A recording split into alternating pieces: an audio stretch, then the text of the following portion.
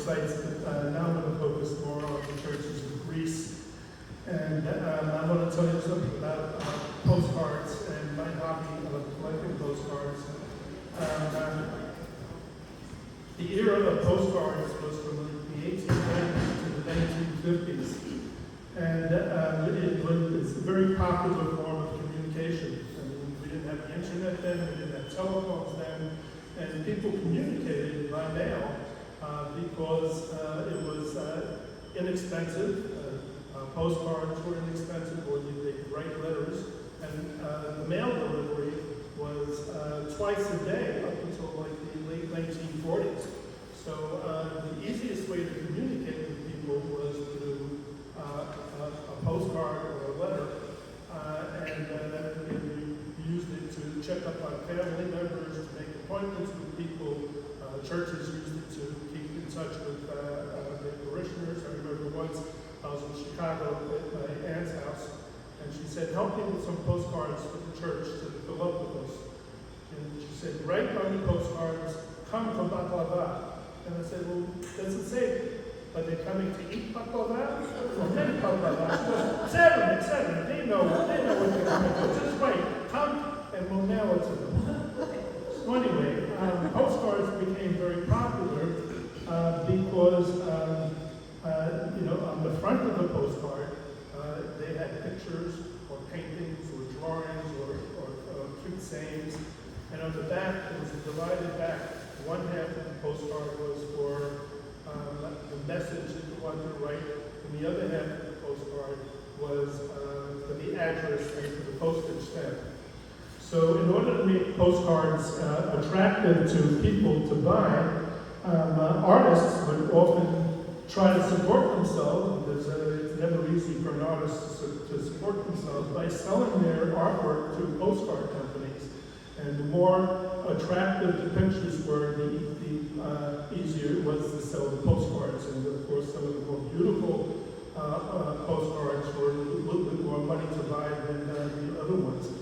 But the topics of some of these things, if you look at postcards in the past, they had postcards expressing music and dance and sports and food, furniture postcards, factories, farms, foods, restaurants, costumes, styles, important sites, hotels, businesses, churches, and there were no limits to what they had. Jokes. They even had postcards on the front with pictures of disasters and even of lynchings, unfortunately. So postcards also gave people an opportunity to see the world, just like join the Navy and see the world. Places that they had never been to, or places that they would love to go to, or places that they know they would never get a chance to go to see. But they also gave us an insight into the past. And a case in point is with our church here at Bucky's Moss. One of our earlier sites of our church was on West 54th Street. We were there for the 1920s and the 1930s. And it was a thriving community at the time because there were a lot of Greeks living on the west side of Manhattan. But we knew very little about what the building looked like. Of course, in the 1930s, it was eminent domain by the city, which means that they gave us money and they made us sell it to them, and they built a police precinct in its place. It was a WPA project during the Roosevelt administration, but we never knew what the place looked like.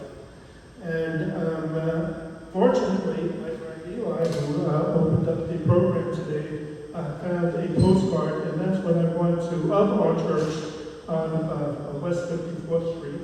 And I have to apologize right now because I didn't think of opening my computer, so give me a minute to sign on.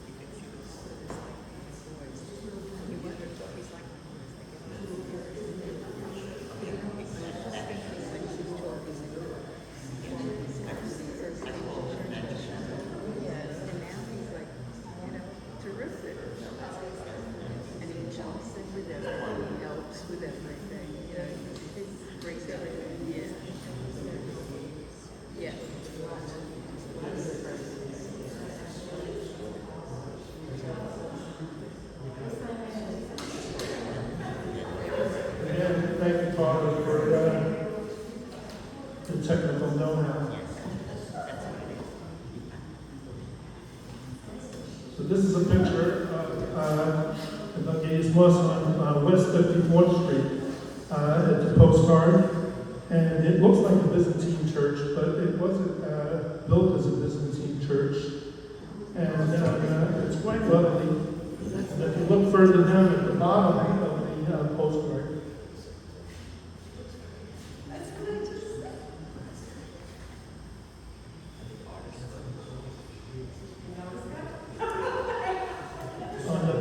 at the back of the postcard, it says the name of our priest, Reverend Nicholas Lazaris, and it's on the back it says, pastor of the Greek Orthodox Church, Evangelismos, 308 to 312 West 54th Street. And the phone number, Columbus 2971, only like 6-digit phone number. A picture of this is in the vestibule right outside Dean's Hall, and there's also a photograph of our church way back then. So it's nice to see what our church looked like way back then. To get the ball rolling, we have to look to the United Nations for an official opening. One of the arms of the United Nations is UNESCO, United Nations Educational and Scientific and Cultural Organization. And one of the main functions of UNESCO is to designate historical places of interest around the world and give them the status of World Heritage Sites. This process helps the sites to survive. It helps them, it promotes them, and it gives an official sanction to them. It sort of tells the world these sites are worth saving, and it encourages governments to help keep these places going, because sometimes there are either storms or hurricanes or earthquakes that damage these sites, and with the official sanction of UNESCO, people and even people who donate money are willing to donate because it's an official site. So the World Heritage Sites in Greece number 18, and most of them are archaeological sites. Sites that we're all quite familiar with if you've traveled in Greece. For instance, Delphi is on the list, and Olympia, Vergina, the Acropolis, of course, Mycenae, Delos, Epidaurus, the medieval cities of Rhodes, Mistra, and the old town in Samos and Corfu. But they also designate cultural sites. But the cultural sites really mean religious sites. I don't know why they don't say religious sites. And the religious sites in the UNESCO list in Greece are the monasteries of Daphne, which is in the Athens area, Osiris Lukas, also in the Athens area, Neamoni on the island of Chios, St. John the Theologian on the island of Patmos, and the two holy areas where there are numerous monasteries, Meteora and Mount Athos. So in this presentation, I want to show not only the World Heritage Sites that I just named a few of, but the churches of Athens, the churches of mainland Greece, the churches of islands, on the islands of Greece, not all of them, of course, but a few here and there, and as well as some UNESCO World Heritage Sites outside of Greece. First place is the monastery of Daphne. And in Daphne it has a painting of a Pantocrator on the dome of the church. And there's a long shot of it. And this is what Daphne looks like in a panoramic view from the outside. Daphne was 11th to 12th century.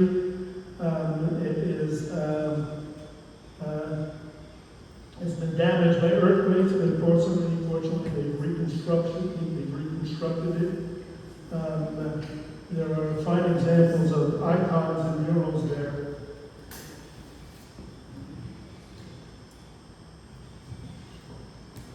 And here we have two pictures from Patmos. On the island of Patmos, St. John the Theologian goes back to the 1500s, I believe, or the 1400s. And it's a site where miracles take place, and there are numerous pilgrimages to. And this is a picture of the internal courtyard. I don't know how clear that is, but then we have Antonopoulos, which is a monastery on the island of Chios. First picture looks like it's a forest. Yeah, it's in the middle of nowhere. And a lot of monasteries are located, out of the way places. I went to one in Crete once. It took me, it was a half-hour ride from Kanya. And when I got there, they had a church service on a Sunday, and they had a museum there, and the surroundings are beautiful. There are three beautiful icons there, or mosaics. One is of the baptism of Christ, and the lines across from the lines of the river where he was baptized. The next one is of the Dia Anna, very regal looking. And then of the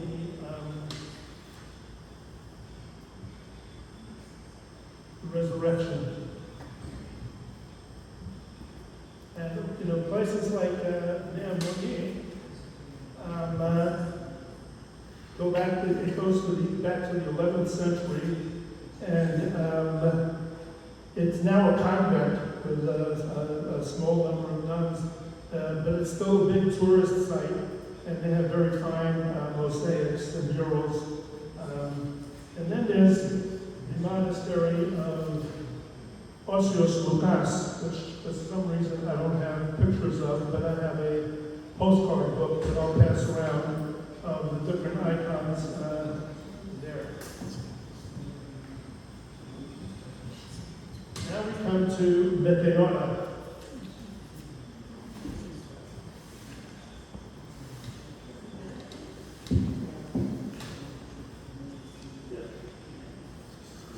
I have to apologize. I'll pass this picture around to Meteora. The colors are sort of faded on the slide. Meteora is a rare rock formation. It's a day trip from Athens, and there used to be 24 monasteries there, and now there are only 6 survive. It goes back to the 13th and 14th century, and they are, it is located in a remote area, and the reason it's in a remote area is they felt safer building in remote areas. And this unusual rock formation, rock formations, they would build the monasteries on top of the rock place, and it make it very difficult to enter the monastery. And the reason is because the icons that they had gold and silver and jewels decorating them, and obviously what was in these monasteries was good loot for bandits, and there were a lot of bandits around at the time. So in some cases, they would have a sack made of netting, and a monk would, get into the sack, and they would lower it down to level ground by a pulley system, and that's the way he'd come back up in it. So this way, it was the only way in and out of the monastery. In other areas, other monasteries, they didn't have moats, but they had staircases which were single file entry, and I'm not even sure if some of them, if the staircases were retractable, so that it was difficult for people to, who wanted to invade and to steal things, to get into them. And this way they survived.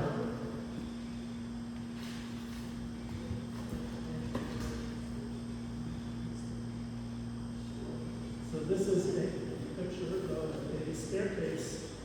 You can see it on there. Yeah, that staircase over there. I don't know if it's retractable, but the entry was one at a time. And two more pictures of the rock formations, monasteries on top. And here's a picture of the sack that the monk would be in to come in and out of the monastery.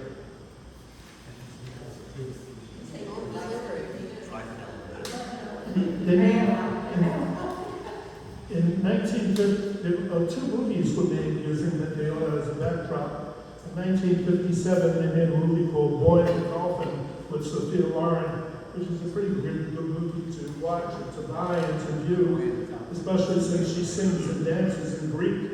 And it's a wonderful film. But anyway, they needed probably some information about a boy that they found in the sea, a statue of a boy, and they had to go to Meteora because there were libraries in Meteora, in the monasteries, and they had to go research to find out the authenticity of the statue. Of course, this is a fictional story. So that movie was in 1951, and then in 1981 they used Meteora as a source of information to go and find stuff out about. The movie was a James Bond movie called For Your Eyes Only, starring Roger Moore. And I remember when my senior year in high school, when I lived in Greece, we took a school trip to Meteora, and it was a really beautiful trip, except it was pretty scary being on a school bus. We thought the mountains were high, and all the American kids on the bus were screaming bloody murder. And, we were going near a cliff. It was a memorable experience.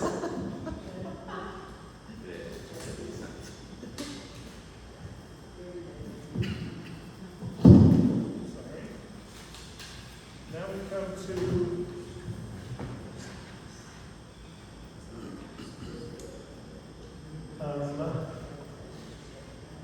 Mount Athos, called the Holy Mountain, built in around the year 1,000 years old. 1,000 years old, so it's probably the Middle Ages. It's the self-governing peninsula, entirely devoted to monastic life. There are around 2,200 monks there. There are 21 monasteries, and the largest is the Russian monastery called St. Panteleimonas. They also have smaller monasteries called skeets, and I know of one, a Romanian monastery, Romanian Orthodox skeet that's there. Transportation on the island is mostly by donkey and boat and foot traffic, but Father told me, because he's been there, that there are a few cars there.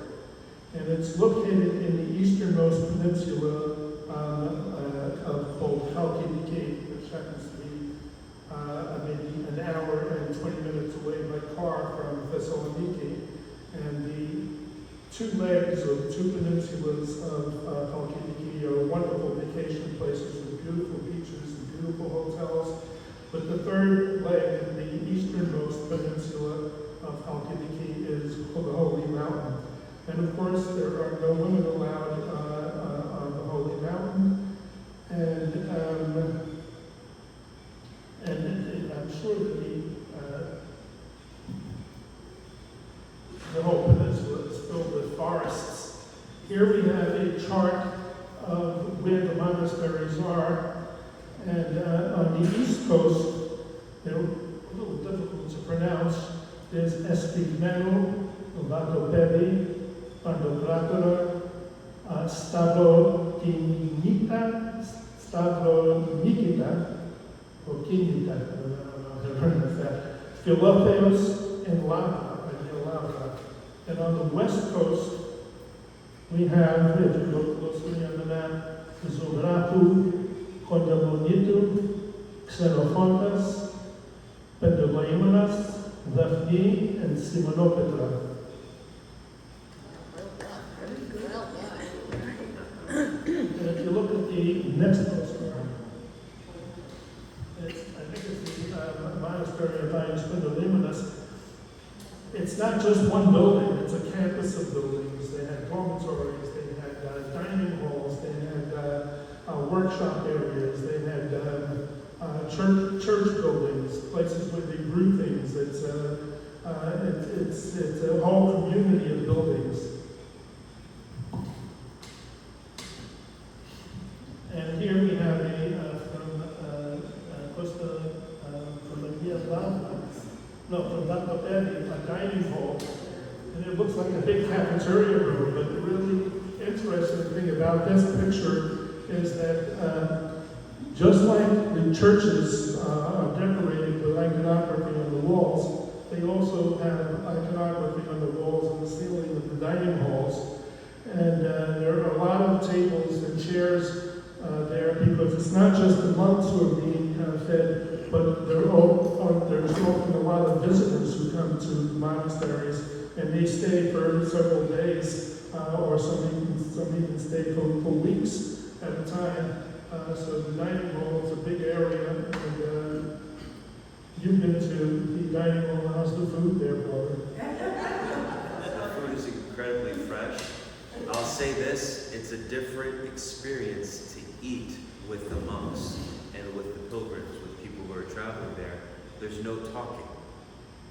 Usually there's just kind of like in any church, you have a podium, you have a higher place where the gospel is typically read from, when there's a deacon.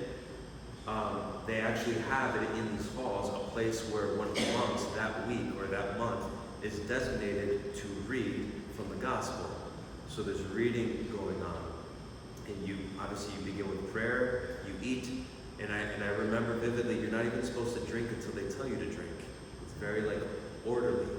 In every place of a monk's life, there's order, and there's permission to do kind of things. It's a completely different way of how we think and do things here.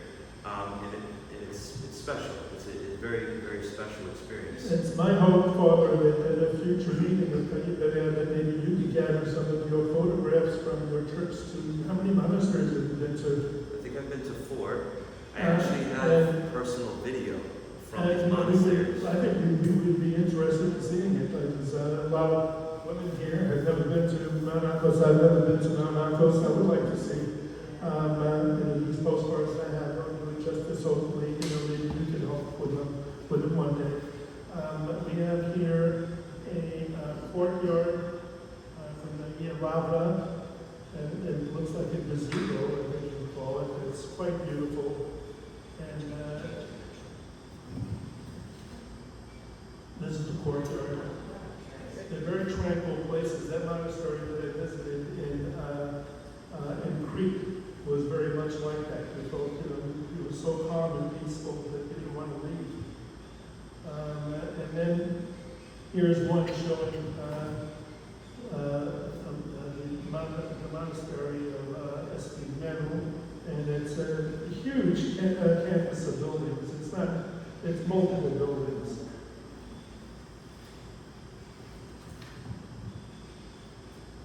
These are 4 drawings of artistic drawings of Mount Athos that were on one side were the pictures of Mount Athos, on the other side were recipes for food. And but they show life in the Holy Mountain. On the upper right-hand corner, it shows the priest sort of hammering a gong, and the gong is to call people to service, to church service, I would assume. I went once to the monastery in Chalkidiki. It was called Ormilia, and it was all nuns. And in the courtyard was a hollowed-out log that was suspended by ropes and hung from 2 poles. And when I asked that's what it was. They said it was a way of calling people to church. I imagine that they struck the log and it made some kind of a noise.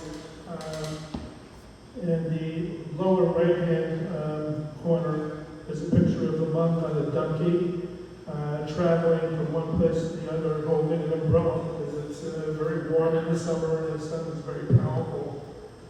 And in the lower left-hand corner shows that there's like farmland around and there were workers working the fields. And in the upper left-hand corner, it says that this is the Council of Epistatis. And everyone I've asked doesn't really know what the Council of Epistatis means.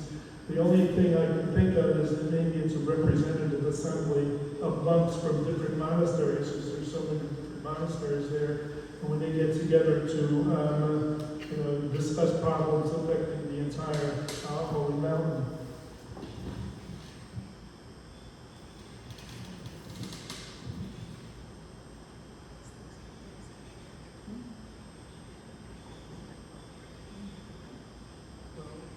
One picture didn't make it into.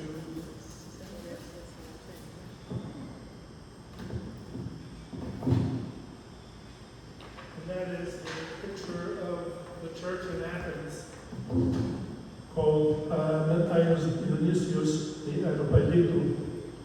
And this is the outside of the church. It's in downtown Athens, and it's near the area of Kolonaki that I'm sure a lot of us are familiar with. It's a massive church, and I went there because inside their iconostasio is exactly like our iconostasio in our church. You can pass it around.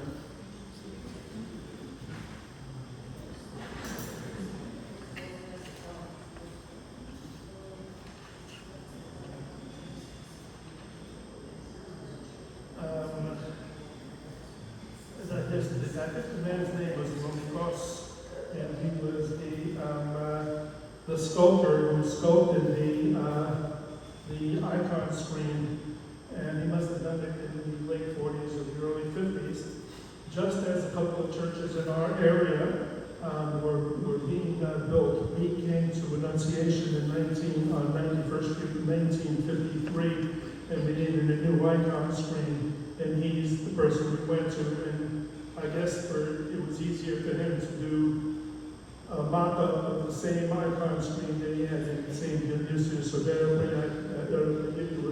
a brochure is going around, shows the outside of the church and the inside of the church. This is what appears in the brochure. It looks just like our church. The church is always open in Athens. There's a caretaker that's there. And it's only open during business hours and, of course, during church services. And let me tell you something about Aios Dionysios. He was the first Christian in Greece.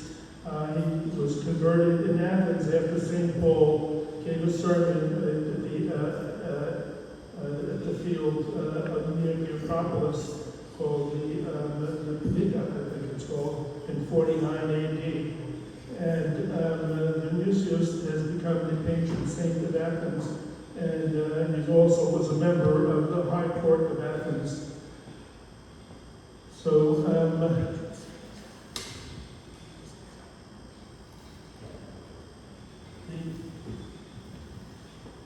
two pictures there?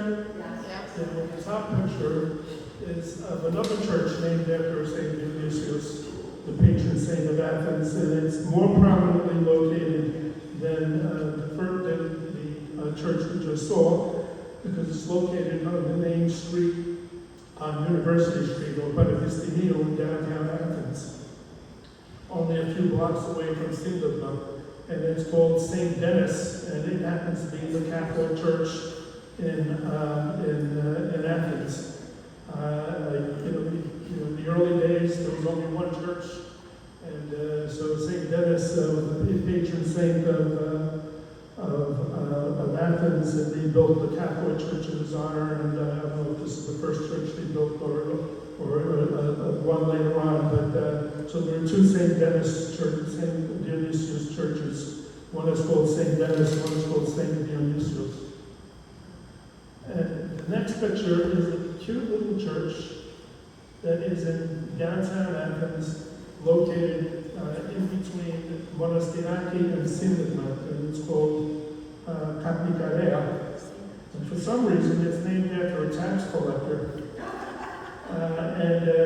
It's always open to the public, and because between Monastiraki and Sindikma, it's a no-traffic, promenade. And there are always a lot of tourists there. There are a lot of shops and restaurants there. And tourists are always going into Kapnikarea and looking around. Is that And the I'm church? sure. Is that the church on Edmund Street? Pardon me? Edmund? Yeah, it's on Edmund. That looks like the church on Edmund Street. Yeah. Right. That's the one, right? So, Tommy, can you press the next slide? We have Kapnikarea. The next church was my home church when I lived in Greece. It is called Iris Pendelemonis, and it happens to be, some say, the largest church in not only Athens, but in Greece. And it's a massive church.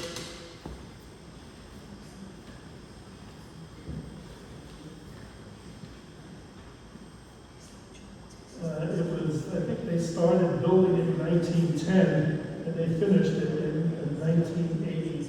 It's located 2 subway stops from the longest square, or 3 subway stops away from Monastiraki, and on a street called Aharnon that runs parallel to Baptisium. And the interior of the church is magnificent. There's a huge chandelier. It's massive. And it was always a beautiful place to visit. Unfortunately, the last time I was there, I was quite surprised because the entire neighborhood that it's located in is turned into an Arabic domain, a third world domain. There is people from the different countries in the Middle East and Asia and Africa living there. And in the platea, the main square of the church, there were women with head coverings and little Arab children playing. The shops all around are still Greek shops, but the area has significantly changed. But there still is a beautiful church to visit in Athens. And here we have the Mitropoli, the main church in Athens, also located on the move in between Sindikma and Monastiraki. And it is the main church of Greece.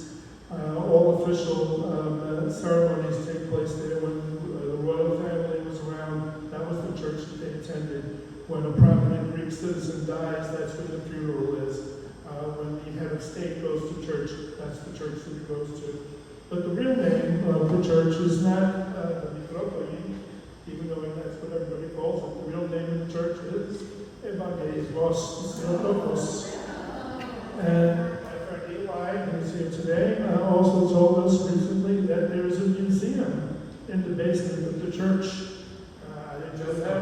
I've never been to it. And if anybody ever goes to Greece, Korea, next time you're in Greece, check out the museum in the Mitropoli. This is a picture of the internal shot of the Mitropoli Church. It looks like the postcard is quite old.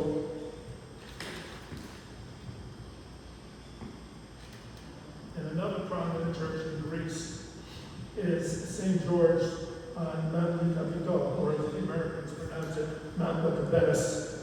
And it is located on a high plateau. There are 2 high plateaus in Athens, the Antonopoulos and Mount Capitol. And it's a beautiful church, and it has a beautiful view of the city below. And it's sort of hard to get to because it's uphill all the way,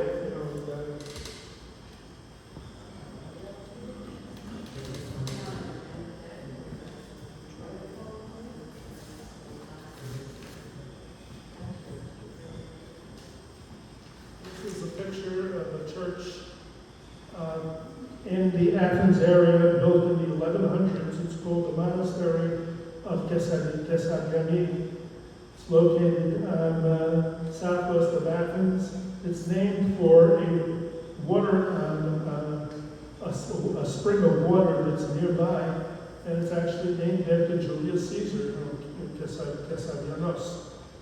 They used to have a big library there with ancient manuscripts, but it was destroyed during the War of Independence in the 1820s, but it's been restored. They have beautiful frescoes there from the 17th century and high walls surrounding it. And I think there are a couple of pictures of Cassariani.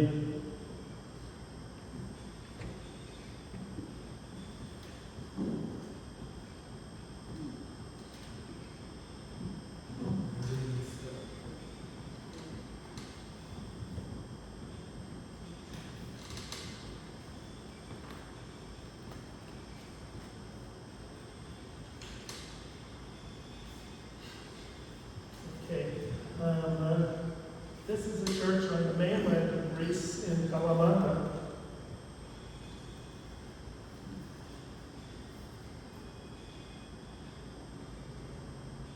And the name Ipandis, Naos Ipandis. And here's another one of the same church, but it happens to take place during a religious and national holiday. And the circles you see are school children who are doing Greek dances. When you go to school in Greece, part of their gymnastics program is learning Greek dances. And when they have national holidays and the school's closed, and they trot the kids out, and say, well, do your stuff, show us the dances you learned. And there are 1, 2, 3, 4, 5, 6 rings here of kids dancing in the platea. The platea is massive. And it's part of the celebration. First the church, and then the dancing, and then they probably have food, and big occasion. Then they come to Patras, which also has a huge church. Some people say that the church in Patras, Ayos Andreas, is the biggest church in Greece, but some say it's Ayos Pavilimulas, so I don't know, but it's a very large church. It's located by the sea in the seaport community, and it's quite a beautiful church with a beautiful dome. Tony, can I add one Yeah. fun fact? The Statue of Liberty here in America can fit in the church if they wanted to. That's how tall the church is.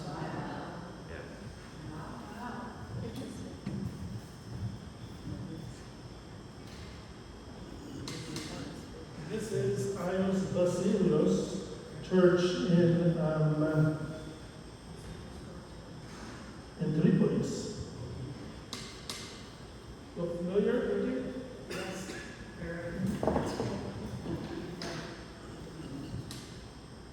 And the next picture is Prophet Elias Church from Kabbalah. You went to Kabbalah.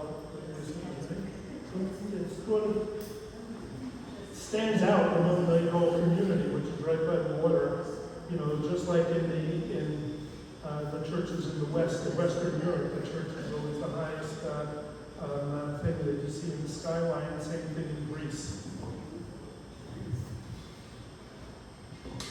And this is a postcard of a seminary in Corinthos. And anybody who I've shown this postcard to doesn't know if the seminary still exists or not.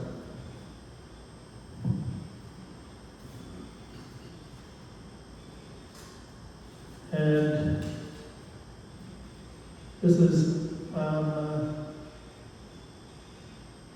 Antonopoulos, the Metropolis Church also. There are a lot of Metropolitan churches in Greece, but they're done in zones, but they all have other names too. So this is Antonopoulos. Then we have a group of churches which I really don't know that much about, even though I've been to several of them in Salonika. Ayos Dimitrios and Panagia Chalkida.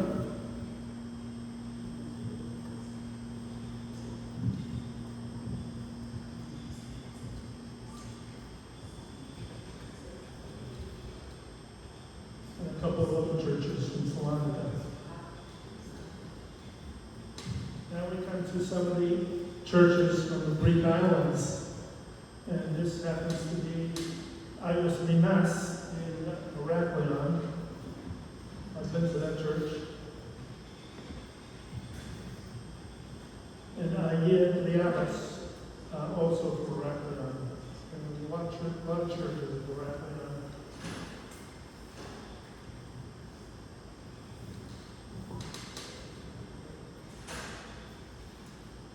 And this is a church in Zakynthos, Hagia Mavras. I'm familiar with what saint that is.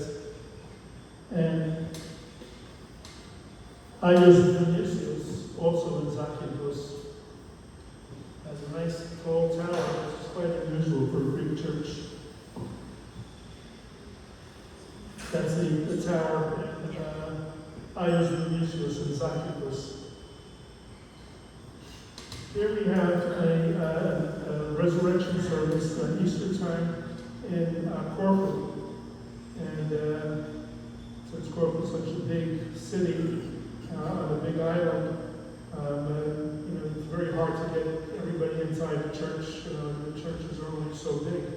So the anastases are usually held outdoors. And I remember going to the anastasy night at the women. I couldn't get into the church, so we were outside.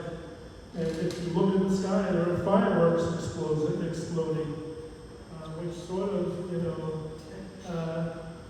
detract from how holy one feels at that time. And I remember when we were in the crowd below, they were shooting Roman candles, and everybody was more concerned with getting out of the way so they wouldn't be burned by a firework that was landing on our heads.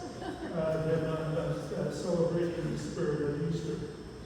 But it happened to all the Greeks at Easter time. There were fireworks. In fact, I remember when I was at St. Spiridon, there were also fireworks outside when I was growing up. And the next picture is also in Gepida in Corfu, and it's probably on an ethnic holiday, probably in December for St. Spiridon Day, and they usually have a procession through the streets on those days, and they bring out the Enzos and the bishops and the entire community to the occasion.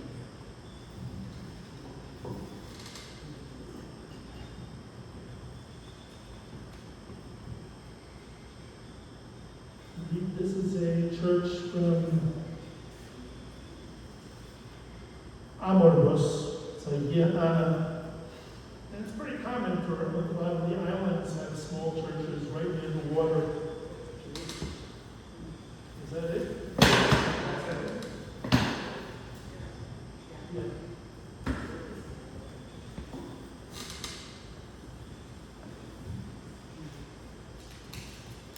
The next picture is from an island that I don't know really that much about.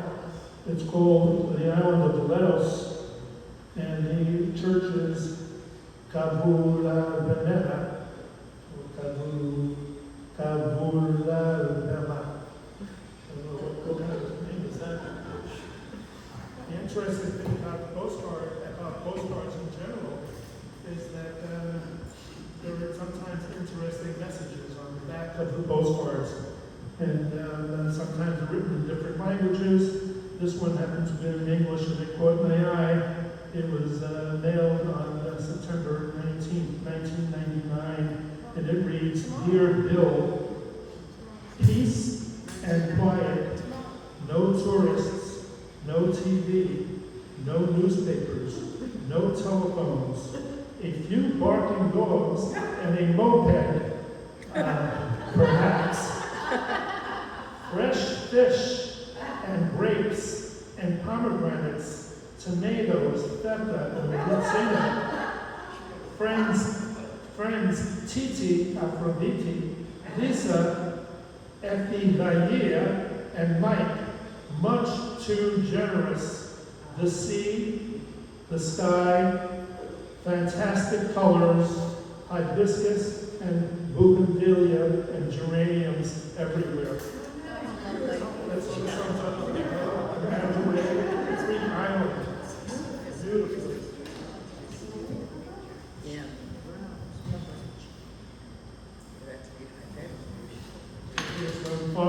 island in Catalonia. And this is a picture in the upper right-hand corner of Iris Erasmus, where his remains are buried.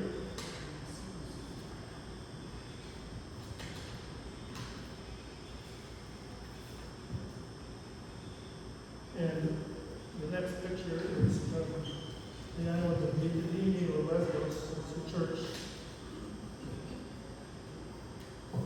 And I can't make out the name of the church. Next we have a picture from the island of, what island is this, folks? Santorini. Looks like Santorini. The island is the next, and it's one of those generic postcards with Greece, the divine Greece, but I can't tell you what island it is. Of course, I've never been to Santorini. I didn't hear Been to what you said. Mykonos, but that's Santorini. Julian's where, what is that? Beautiful, This one? it's definitely Yeah. Santorini. Santorini. It is Santorini, I said that, I didn't really think of And what then I we go back to one of the original UNESCO World Heritage Sites on the island of Pinos. St. John's has a miracle icon. make you want to be there right now. And the people who go there on pilgrimage crawl from the seaport on their knees all the way up to where the monastery is. And they do that several times a year. The church, name of the church there is also called Evangelistia. That's famous. And the pilgrimage that people do several times a year there are similar to the ones in France, to the Lourdes in France, and to the ones in Portugal, the Fatima in Portugal. This is a picture of the church close up.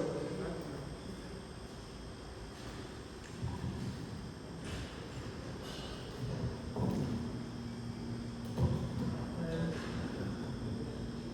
now, there's one more church that everyone actually saw on a friend of a friend's Facebook page.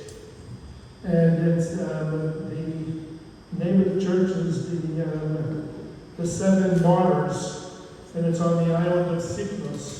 And I was taken with how beautiful this church looks in the backdrop of the sea. And I understand that it's on a rock that sometimes is surrounded by water during high and low tide. But it's sort of breathtaking to see. It's a big tourist site. So now we're leaving Greece and we're going to Egypt, to the Sinai, to St. Catherine's, which also happens to be a UNESCO World Heritage Site.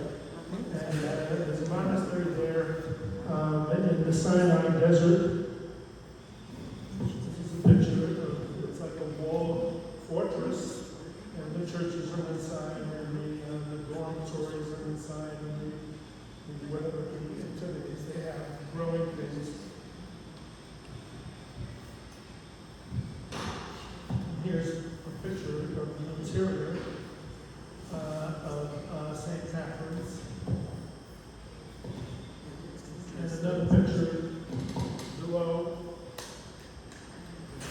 showing St. Catherine's.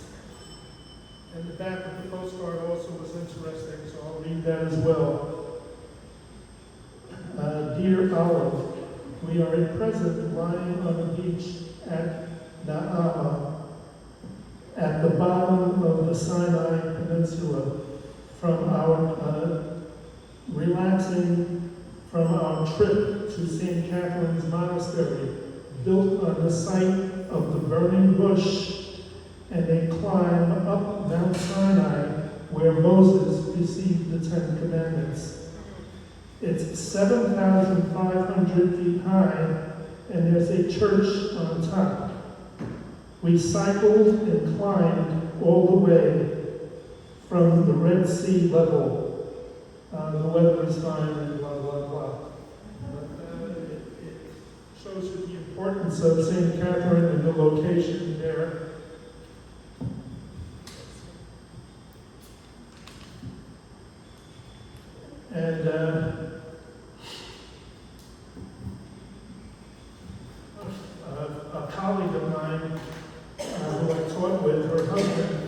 worked at the Metropolitan Museum of Art, and his job was to transport art exhibitions. And he went to St. Catherine's in order to prepare for the Byzantium Faith and Power exhibition in the year 2004. And he actually had to stay there for several weeks. And he told me that they would wake him up at 5 in the morning to attend like a 5 or 6 hour liturgy. And I said, well, didn't you tell them that you were Jewish and you didn't want to go to church? And he goes, well, I couldn't do that. They were entrusting me with their artworks. And so I attended all the services and stood, for like 5-6 hours, during the services. And he gave me a calendar book from 2003, and it had several mosaics from St. Catherine's. And this one is, can you tell which person this is? I was on the last. And this one is Ioannis. I remember that exhibition at the Metropolitan was quite an exhibition. I remember, I think it was Mr. Chaharis and I think one of our other church goers helped sponsor it. What was his name? Your friend came? Peter Vlachos. I think they helped to Peter Vlachos to put up that exhibition. And I remember when the exhibition was going on, the 2 months came with the exhibition to watch the exhibition and babysit the exhibition, so to speak. And they used to come to our church for church services because we were just across town. I don't know where they were staying. They wouldn't talk to anybody. They would just be very quiet. They were congregants. They weren't behind the altar or anything like that. But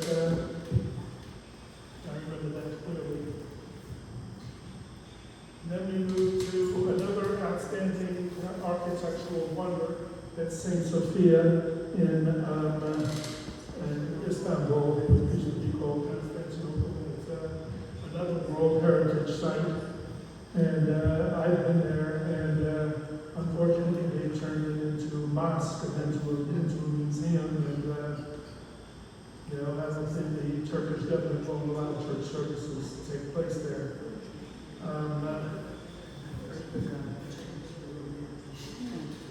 Then there's a church right nearby called St. Irene's, which predates St. Sophia, and it has a dome, and it's located very close to St. Sophia Church. In fact, it's on the campus of the Topkapi Museum.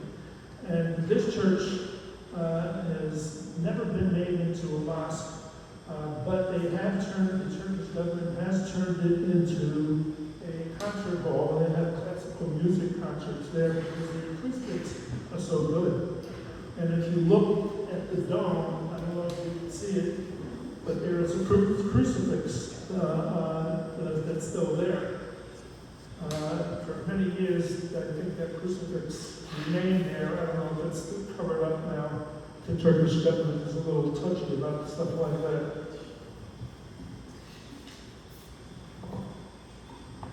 So there are only a few more churches to go, and those churches are in Turkey. It's a very sad chapter in the history of the Greek Orthodox Church. This happens to be the 105th anniversary of the Pontian genocide, where 353,000 Pontians' lives were lost as part of the Turkish genocide of 1913 to 1923. And the larger genocide also included 700,000 Greeks who were killed, 1.5 million Armenian Orthodox who were killed, and 750,000 Assyrians. It's estimated that prior to the ethnic cleansing, that there were in 2,300 Greek Orthodox community schools in Turkey, 200,000 students, 5,000 Greek Orthodox teachers, 3,000 Greek Orthodox priests, 2,000 Greek Orthodox churches. And compare that to around 10 years ago, I did a survey of churches in the United States from our annual book that the Archdiocese prints out. I was trying to figure out what the most popular Greek church name was in the United States, and it was first was the Holy Trinity, and then came Annunciation. But at that time, in the book that the Archdiocese draws up, there were only around 10 years ago, there were only around 500 Greek Orthodox churches in the United States. Maybe there are more now. But compare that to the 2,000 Greek Orthodox churches that existed in Turkey. The areas of Turkey that the Greeks lived in were on the northern shore, the Pankos region, which is the entire north of Turkey on the Black Sea, the Anatolian region in the central Turkey, where the area of Cappadocia is located, the west coast bordering on the Aegean, where Smyrna and other, Greek Orthodox communities were, and also on the southern coast on the Mediterranean Sea. One such place was Gorum. Oh, before we get to that, we sort of mixed up the pictures. Also in Istanbul, this is a picture of the Patriarchate. And I'm not sure if this is the church of the Patriarch or the offices of the Patriarchate. It exists in a quadrangle. On one side is the church business offices. On the other side is the church, the Church of St. George. And this is Gorum, which was in Anatolia and Cappadocia. And this is a monastery in Cappadocia called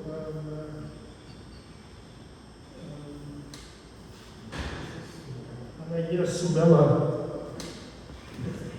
The area of Cappadocia has very unusual rock formations, and you could easily carve parts of it out, and you put in the sides of mountains people's houses, and they built churches, and this is a monastery that was built in the area that sort of seems to be built into the mountain.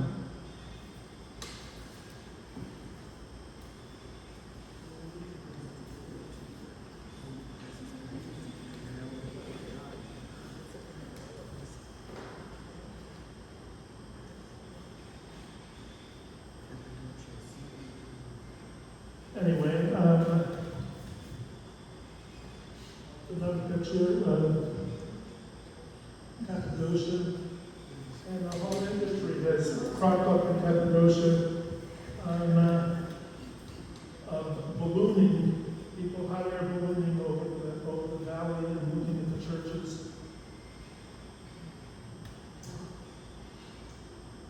This is another one of the churches of Gorum, which I have a postcard of. And the church also in the Cappadocia area called the Church of the Apples. Very unusual wall paintings. And in southern Turkey, there is a city of I can't remember the name of the city, but there's a seaport in the south. And the city is Demra. And in Demra, there's a church called St. Nicholas. And this is the St. Nicholas who has inspired the myths of Santa Claus. And there used to be a thriving population on the southern coast of Turkey as well, commercial community. And finally, or next to the last, pictures of 4 women praying in churches. One on the upper right-hand corner, kissing an icon. The lower right-hand corner, a picture of a woman standing on a little stool in her home, Anastasia, lighting her nabi, or candle. We used to have one in our house. I remember my mother would light the candle, and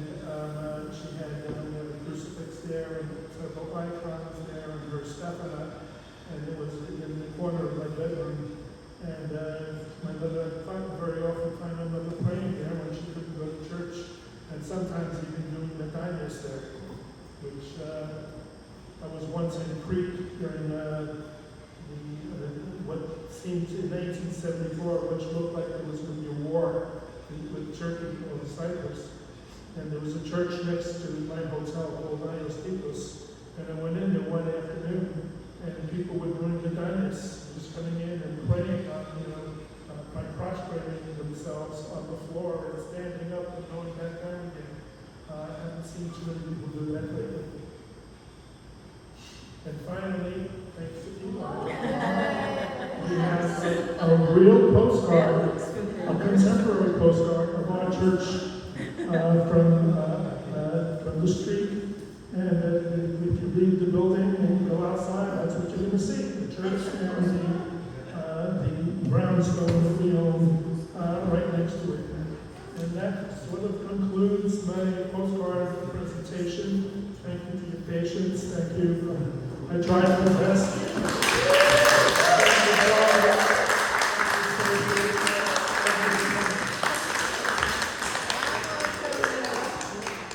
If you have any questions for Tony, please come and find him. We're going to go get some food right now, and he wants to say something. I'm not an expert on any of these things. I'm just a postcard collector. I enjoy when I was traveling in Greece, going to churches. So I don't claim to be an expert or a layman, but I admire the churches. I love the churches. And the reason I wanted to show them a lot of the postcards of churches on the mainland, the island, and Athens is how special I feel about our church. We love our church, and we feel like it's home. We have a special bond with it. And I'm sure there are people all over Greece and, who have the same bond with their home churches. And it's nice to celebrate the churches in Greece. Thank you again, Tony. Does anybody know when our next Ayutthaya event is? It's going to be a mailing in October. Oh, all right, it's going to be a mailing. It's still fun. Our mailings are very fun. We have a nice little party. December 7th. Our gala, Tony just said our gala is December 7th. Our next event will be in October. It'll be for the mailing of our gala materials. They haven't been determined, but we're aiming for the beginning of October. Okay. We'll have a meeting. Check it out. All right, everybody, there's food, there's coffee, some drinks.